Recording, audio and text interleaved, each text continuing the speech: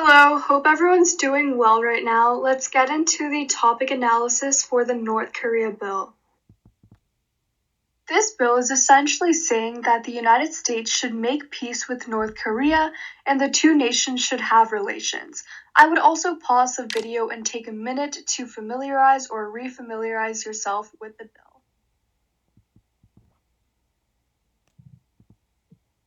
For a brief history on North Korea and US relations, after the Korean War paused in 1953 with a treaty, all countries involved were going to make a peace treaty by the end of 3 months, but that never happened. Since then, we have had a very hostile relation with North Korea. For a while, the US had had nuclear weapons ready for launch, which has led North Korea to do the same. In 1994, both nations signed a framework which detailed North Korea ultimately dismantling their nuclear arsenals, and the US would ensure security and energy. However, the United States did not fulfill its commitment to providing energy, and in 2003, North Korea started rebuilding their weapons. When President Bush took office, he had a very hard stance against North Korea and imposed sanctions, which further perpetuated the hostile relations. In 2005, however, North Korea made a pledge to dismantle their nuclear weapons as a part of negotiations with other nations, including the United States. But after 4 years, there were some disagreements and the negotiations stopped. Now, under the Trump administration, both sides have been provoking each other and there has been a lot of unrest. However, in the summer of 2018, President Trump and Kim Jong-un met and decided to work towards creating peace. But there haven't been many drastic measures to do so yet. Ought implies an obligation, and obligations should be fulfilled. So, ought to most nearly means if this bill is passed, Congress should do what the bill outlines. It's important to realize that this bill, if passed, is merely saying something should be done, but doesn't give any concrete steps. Next, aggressively pursue is not necessarily clear, and you could take issue with it. However, you can also assume that it means action must be taken swiftly and cannot wait.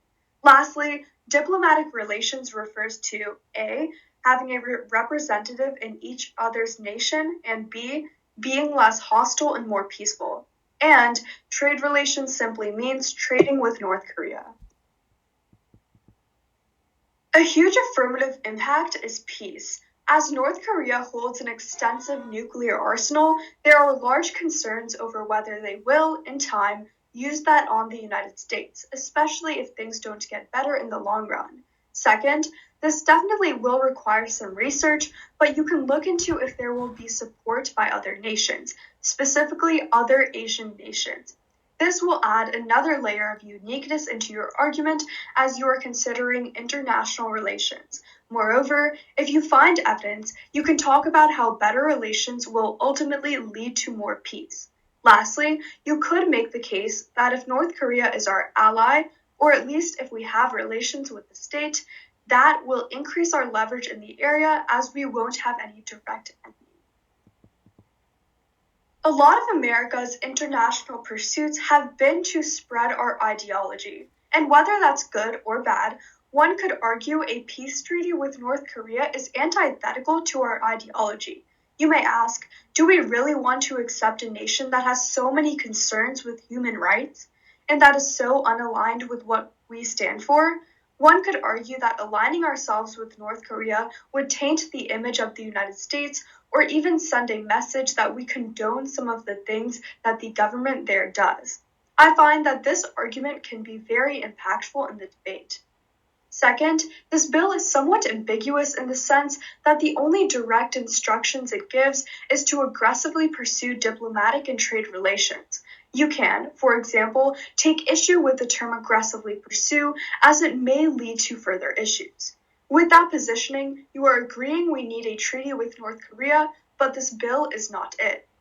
Moving on, so a little disclaimer with this said argument is that it may not be that impactful unless you find the correct sources to back up this idea and do some reading on it. Anyways, the argument is that some believe right now we actually have power over North Korea, and that's why they haven't attacked us yet. One may ask, would signing a treaty with them give them more power? And do we want that?